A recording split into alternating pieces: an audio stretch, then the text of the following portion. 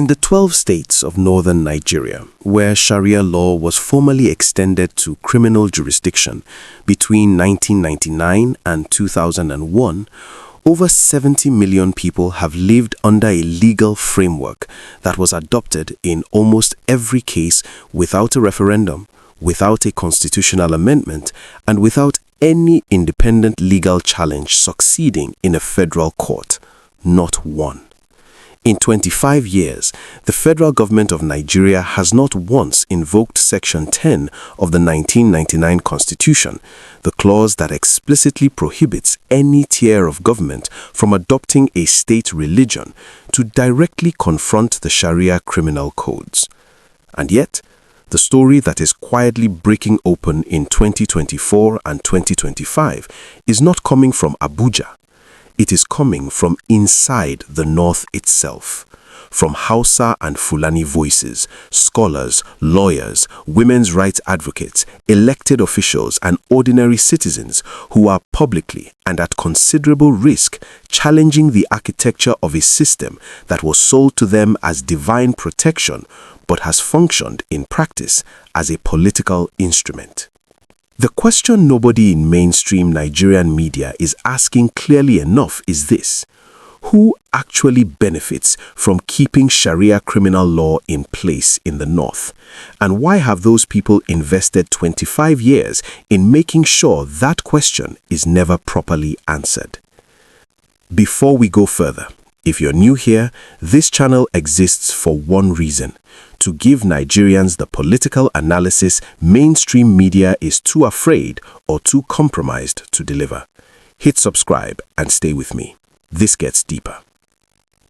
To understand what is happening now, you have to understand exactly what happened in 1999 and 2000. Because the narrative most Nigerians have absorbed that Sharia expansion was a spontaneous expression of popular religious will does not survive contact with the documented political record. Nigeria had just returned to civilian rule after 16 years of military government. The transition produced a political class in the North that had lost significant federal leverage under the Obasanjo arrangement, a southern president with a power base that did not depend on northern consensus in the way previous civilian dispensations had. What the documented timeline shows, and this is in the academic and journalistic record from that period, including work by Human Rights Watch, the International Crisis Group, and Nigerian legal scholars, is that the push for Sharia criminal extension was led not primarily by Islamic clerics acting independently, but by governors and state-level political operatives who moved with unusual speed and coordination. Zamfara State, under Governor Ahmed Sani Yerima, enacted the Criminal Sharia Code in October 1999 before he had even completed his first full year in office. 11 other states followed within 18 months. The speed was not coincidental, it was strategic, and the political calculation being made was legible to anyone watching at the time. Anchor your political survival to a framework so emotionally and religiously charged that any federal challenge could be reframed as an attack on Islam itself. The surface narrative pushed in 1999 and 2000 was that northern Muslims were reclaiming their identity after decades of military suppression. The buried narrative, which the documented record supports, is that a specific political class was building an institutional shield that would make them extraordinarily difficult to dislodge, because the cost of dislodging them was fused deliberately with the cost of appearing to attack the religion of the majority of their constituents. What the buried narrative also obscures is the internal dissent that existed from the very beginning. The Sharia expansion was not unanimously welcomed in the North. Senior Islamic scholars, including the late Sheikh Ismaila Idris and figures within the Izala movement, expressed reservations about specific provisions of the criminal codes. The Emir of Kano at the time, Alhaji Ado Bayero, was publicly measured in his endorsement, which, given his stature, carried significant weight. But those voices were drowned out in the political momentum of the moment.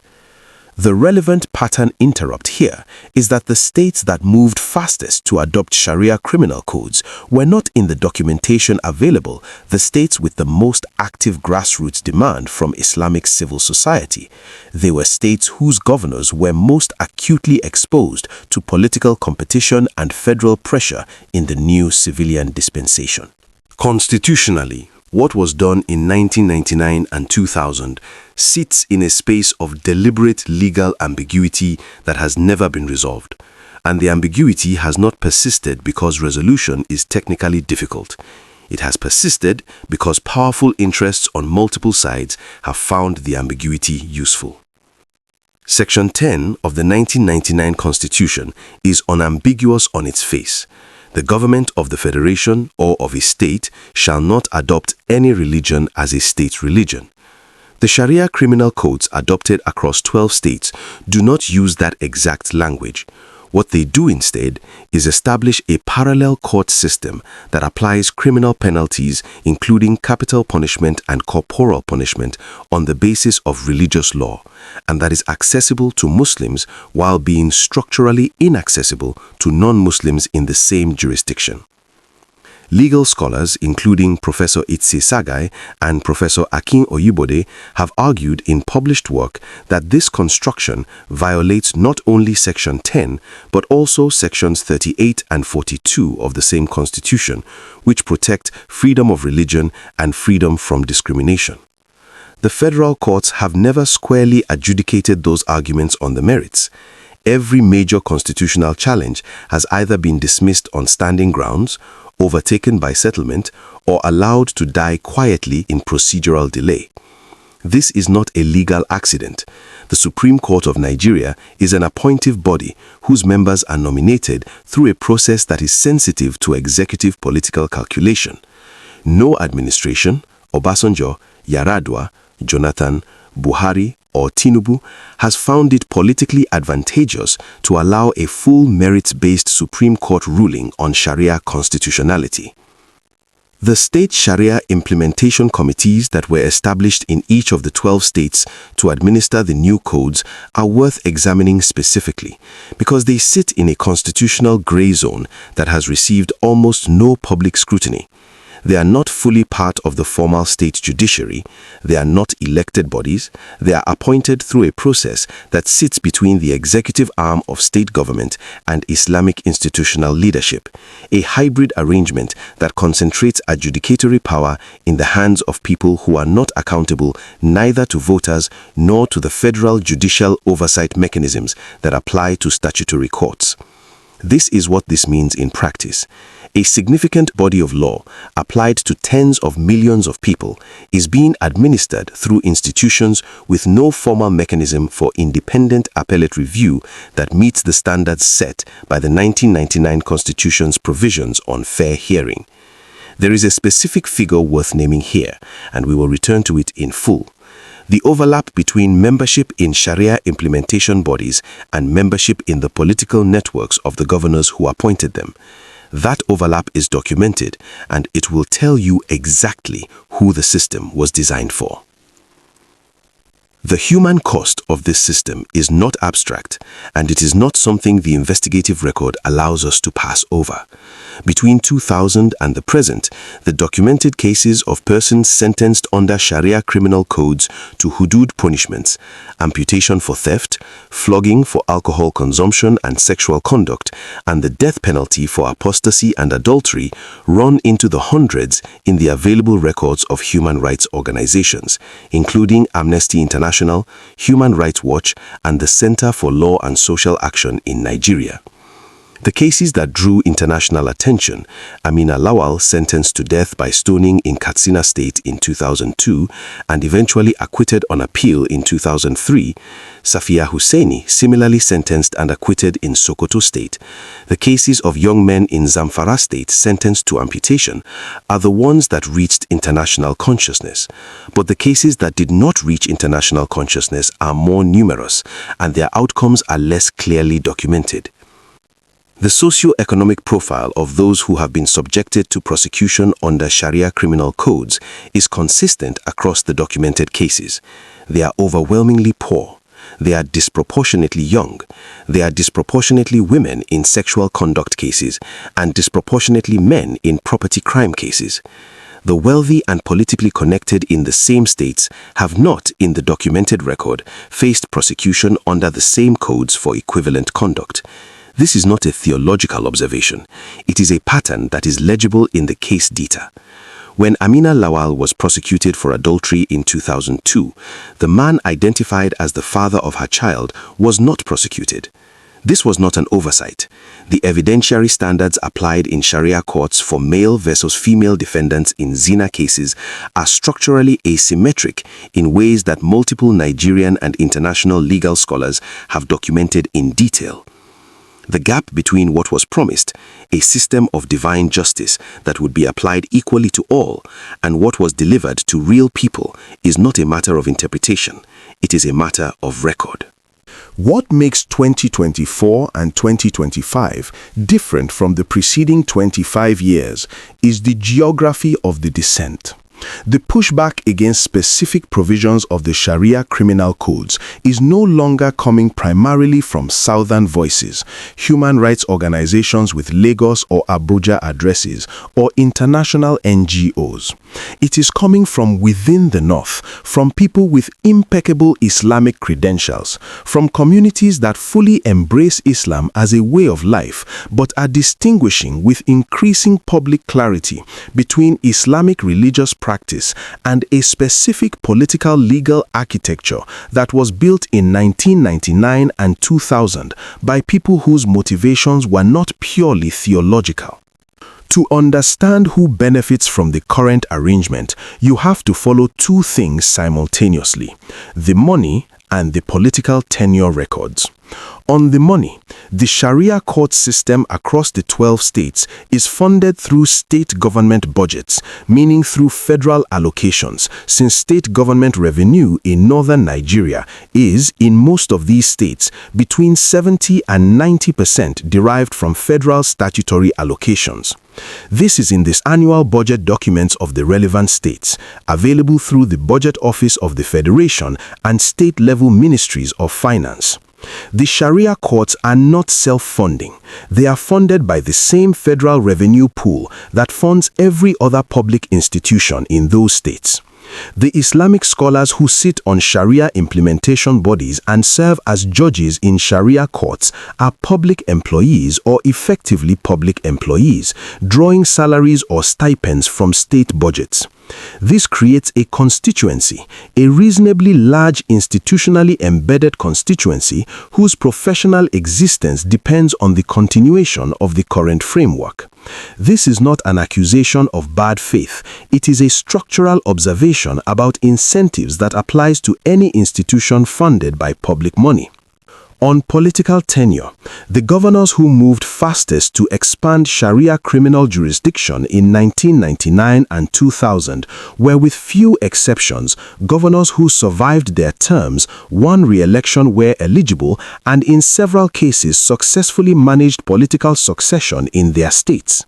The Sharia platform provided them with something invaluable in Nigerian politics, a criticism suppression mechanism. To challenge the governor was in the political atmosphere of the early 2000s to risk being characterized as an enemy of Islam. This mechanism has had a documented chilling effect on political competition in several of the 12 states. Independent candidates, political movements, and civic voices that might otherwise have organized around the chronic governance failures, poverty, education deficits, security collapse, infrastructure absence of those state governments were repeatedly put on the defensive by the religious framing. The electoral angle here is not historical, it is active. Several governors currently in office in Sharia states entered politics through networks that were built on this foundation and continue to benefit from the legitimacy it confers. The silent stakeholders deserve particular attention. The Nigerian Supreme Council for Islamic Affairs and its affiliated structures have maintained a posture of institutional caution on the question of Sharia criminal law reform. They have neither led the reform conversation nor decisively opposed it. Their silence is itself a signal. Their primary institutional interest is in the continued salience of Islamic governance as a framework within Nigerian public life. A constitutional ruling that invalidated the Sharia criminal codes would require them to take a position that would make permanent enemies on one side or the other. The silence is not confusion. It is the rational behavior of an institution preserving its optionality. But here is what almost nobody has connected yet, and it changes the entire picture. The governors of the 12 Sharia states have, since 2011, been the core of what political analysts identify as the Northern Governors Forum's hardline on resource control and federal allocation. The Sharia framework is not only a domestic political instrument, it functions as a signal of regional autonomy, a demonstration that northern states can construct and maintain institutional arrangements that diverge from federal constitutional norms without federal consequence. That precedent has implications far beyond religion, and every state governor in Nigeria, not only in the north, has a structural interest in that principle not being established. The implications of this arrangement for Nigeria's federal balance are substantial and under-examined. The 12 Sharia states collectively contain approximately 40% of Nigeria's total population, depending on whose population estimates you use, the 2006 census figures that remain the official baseline, or the contested projections built on them. They contain significant portions of the country's agricultural land, considerable mineral resources outside the hydrocarbon sector, and the largest concentrations of absolute poverty on the African continent outside of conflict zones. The persistence of the Sharia criminal codes has not, in the documented economic record, improved any of those indicators. The Human Development Index scores for all 12 Sharia states, using the UNDP's methodology applied to Nigerian state-level data, remain among the lowest in the country and have not meaningfully converged toward national averages since 2000.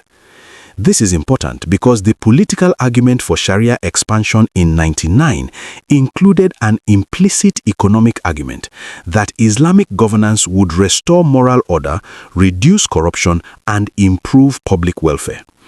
The documented outcomes do not support that argument. They show states that have simultaneously maintained the Sharia framework and produced governance outcomes characterized by the National Bureau of Statistics and multiple development indices as among the worst in the Federation. The security implications are direct. The Boko Haram insurgency, which emerged from Borno State beginning around 2009 and subsequently expanded across the northeast and northwest, drew on a theological critique of the existing Sharia framework that is rarely examined with sufficient care. Boko Haram did not position itself as a movement against Sharia. It positioned itself as a movement for a purer, more comprehensive version of Islamic governance than what the state-level Sharia implementations represented. This means that the political architecture built in 1999 and 2000 did not satisfy the most radical religious mobilization in the region. It may in fact have amplified it by raising expectations about Islamic governance and then delivering a version that was transparently entangled with the same political corruption it claimed to transcend. The linkage to this specific political history and the ecosystem that made violent radicalization possible is documented in the academic literature on Boko Haram's origins, including work by Professor Marc-Antoine de Pérouse de Montclos and Dr. Freedom Unohwa. It is not a fringe interpretation. The national cohesion cost of a framework that creates structurally different legal statuses for citizens in different states, citizens who are nominally equal under the same federal constitution, is not calculatable in a single figure, but it is present in every conversation about Nigerian federalism, in every negotiation for resource allocation, in every moment when a southern Nigerian politician references the north, or a northern political leader invokes religious legitimacy to shut down a policy debate. The architecture built in 1999 and 2000 has made certain conversations structurally harder to have across the Federation for 25 years. Now, let me return to something I flagged earlier that deserves full examination. The overlap between Sharia implementation body membership and the political networks of appointing governors.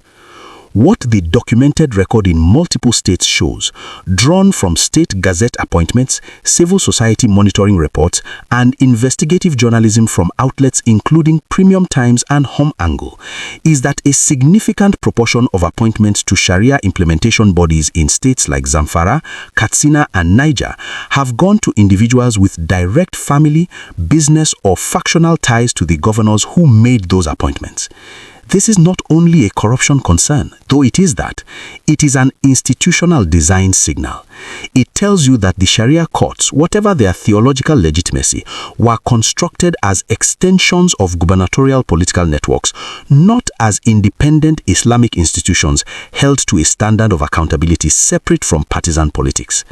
The system was not designed to deliver divine justice. It was designed to consolidate power while wearing the legitimacy of divine justice. The data point that reframes the national stakes most sharply is this. The 12 Sharia states have, since 2000, received a combined total in federal statutory allocations running into trends of trillions of naira. The poverty rates in those states have not declined proportionally. The out-of-school children figures for those states, cited in UNICEF Nigeria's education data as among the highest in the world in absolute terms, have not been adequately addressed. What the Sharia framework has provided for those states is not development. What it has provided for their political class is insulation. And 25 years later, it is the people inside the North who are articulating this most clearly. The strongest defense of the current arrangement, made by serious people in good faith, goes like this. The Sharia criminal codes reflect the genuine religious preferences of the majority Muslim population in those states. The Constitution's federalism provisions give states significant autonomy in matters of personal law and cultural organization. The cases of corporal punishment that have drawn international attention were, almost all of them, overturned on appeal, demonstrating that the system has internal correction mechanisms. And the push to reform or remove the criminal codes, whatever its local expressions, is substantially funded and influenced by Western governments and international NGOs with interests that are not identical to the interests of northern Nigerian Muslims. Each of these arguments contains genuine substance and deserves engagement rather than dismissal.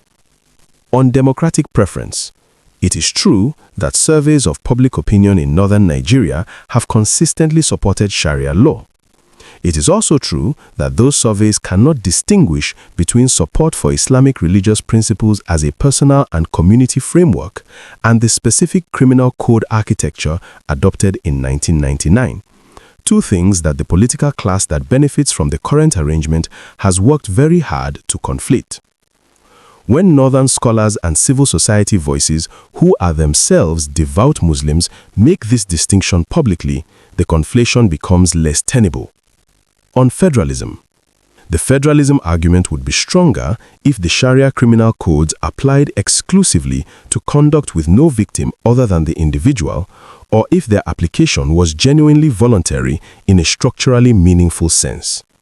The documented cases of prosecution, including cases involving capital punishment, do not support characterizing the system as a matter of personal religious choice in the way that, for example, Islamic personal law in family matters can reasonably be described. On appellate correction, the fact that high-profile cases were overturned on appeal is important, but it does not address the question of how many lower-profile cases were not appealed, either because defendants lacked legal representation, because social pressure prevented appeal, or because the sentence had already been carried out. On foreign influence, this is the argument that lands hardest in northern Nigerian public discourse and must be taken seriously. There are documented cases of foreign funding flowing to Nigerian civil society organizations that advocate on Sharia reform questions in ways that are not always sensitive to local context. This is real.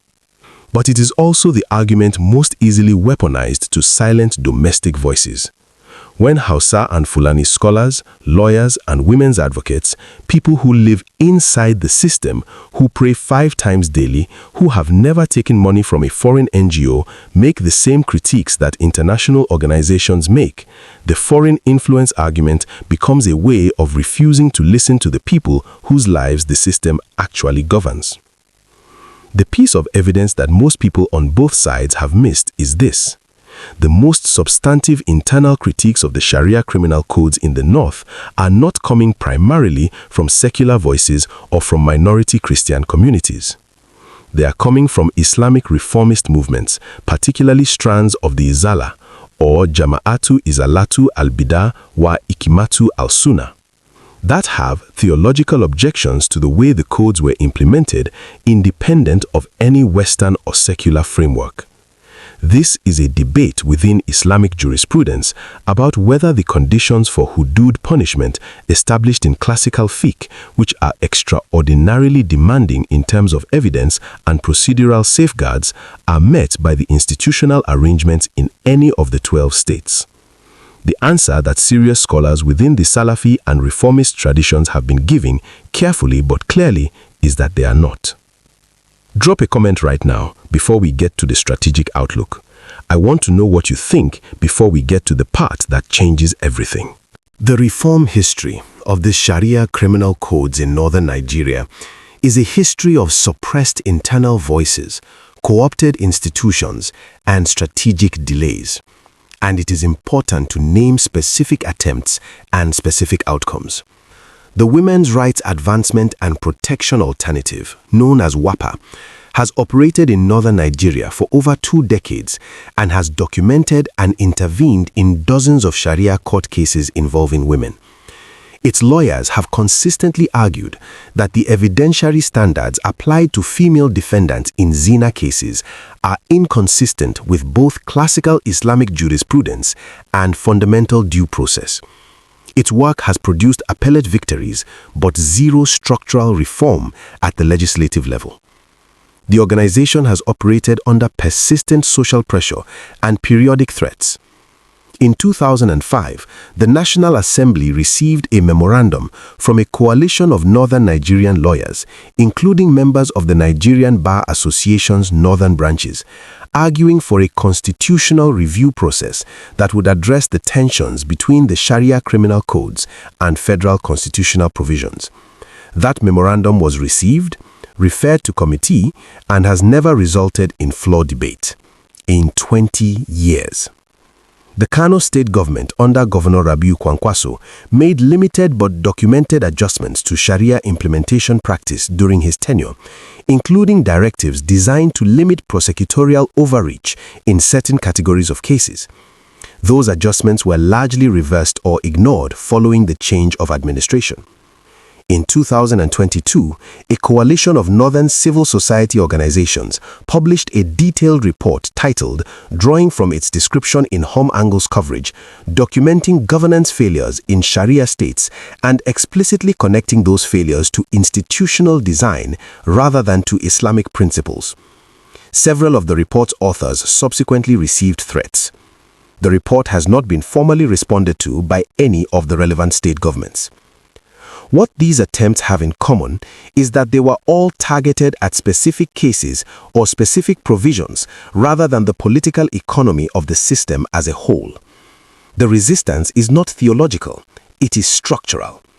The people who have the most to lose from reform, governors whose political legitimacy is fused with the framework, appointed officials whose positions depend on it, factional networks whose authority derives from it, have the institutional resources to absorb, delay, and deflect specific challenges without ever engaging the underlying question.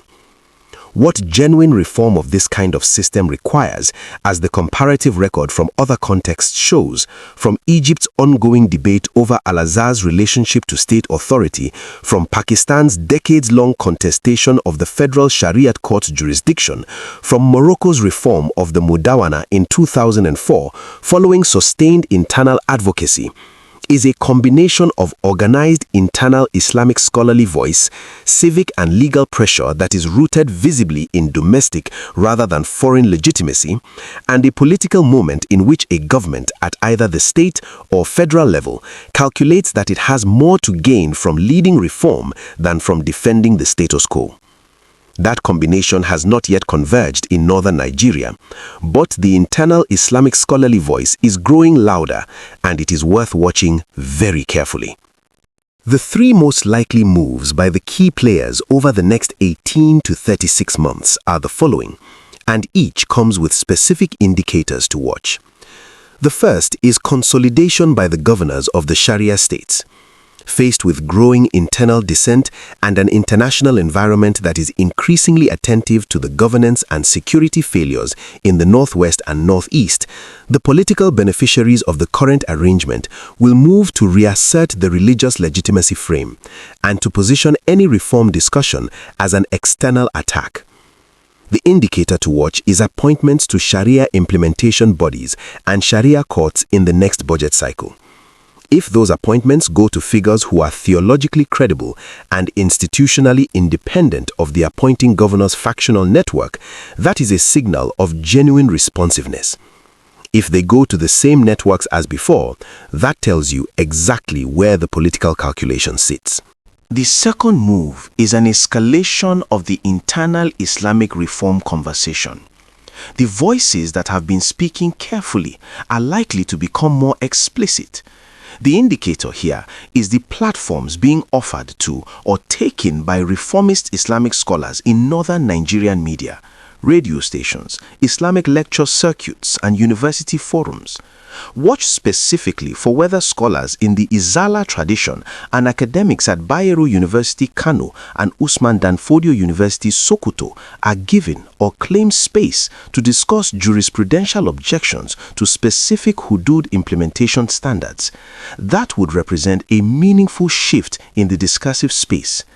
The third move is federal political calculation. The Tinubu administration's relationship with the northern political class is sufficiently documented to say that it is transactional rather than ideological. If the cost-benefit calculation of allowing the constitutional question to reach the Supreme Court on the merits shifts, for instance, if the international pressure connected to Nigeria's security crisis or its relationships with multilateral institutions create a moment where the federal executive finds the Sharia constitutional ambiguity more costly than useful, there is a scenario in which a federal government quietly enables a constitutional challenge to proceed rather than blocking it procedurally. The indicator to watch is appointment to the Supreme Court bench and the handling of any new constitutional challenge that reaches the Court of Appeal. Escalation looks like this. If the reform conversation is successfully framed as an external or southern attack on northern Islam, the political beneficiaries of the current system will win the next cycle, the internal voices will face increased pressure, and the structural arrangement will persist for another decade. De-escalation requires three things to exist simultaneously: a federal government that is willing to use its constitutional authority with some consistency, an internal northern Islamic scholarly voice that is publicly and credibly distinguishable from foreign-funded advocacy, and a state-level political crisis, economic, security, or governance sufficiently severe that the cost of defending the status quo becomes higher than the cost of reforming it. All three conditions are in motion. None of them has converged yet. The time frame of 18 to 36 months is not arbitrary. It is tied to the midterm of the current state governorship cycle across the Sharia states, which is the window in which governors are most politically exposed and most likely to either move or dig in. Now, let me return to the question this investigation opened with. Who actually benefits from keeping the Sharia criminal law architecture in place in the north, and why have those people invested 25 years in making sure that question is never properly answered? The documented answer, assembled across everything this analysis has built, is this: The primary beneficiaries are not the Muslim population of northern Nigeria. They are a specific political class, governors and their successor networks, appointed officials whose positions depend on gubernatorial patronage, and factional structures whose authority is derived from the religious legitimacy the framework confers. The Muslim population of the north has absorbed the costs in governance failure, in poverty persistence, in security collapse, in the documented human suffering of individuals prosecuted under the courts, while that political class has harvested the benefits. The voices that are rising now against this arrangement are not voices against Islam. They are voices for the distinction between Islam and the architecture that has been built in its name. The moment in northern Nigeria is genuinely significant, not because dissent against the Sharia criminal codes exists. It has always existed, carefully, quietly, at personal risk. What makes it significant is that the dissent is now being articulated by people with unimpeachable Islamic credentials from inside Hausa-Fulani communities, in Hausa, in the language of Islamic jurisprudence, on platforms that reach ordinary northern Nigerians rather than primarily international audiences. The 1999 political class made a calculation that the religious legitimacy of the framework would be indefinitely self-sustaining. That calculation assumed that the population would never be able to distinguish between the religion and the architecture that has been built in its name. 25 years of governance failure, insecurity and poverty later, an increasing number of northern Nigerians are making exactly that distinction. The question for the comments, and it is a question that requires you to take a position. If a northern Nigerian Islamic scholar with full theological credentials publicly argues that the hudud punishments as implemented in the 12 Sharia states do not meet the evidentiary and institutional standards required by classical Islamic jurisprudence, is that scholar opposing Sharia or is that scholar defending it? If this analysis gave you clarity, share it with one person who needs to understand what is really happening in Nigeria. Like, subscribe, and I will see you in the next one.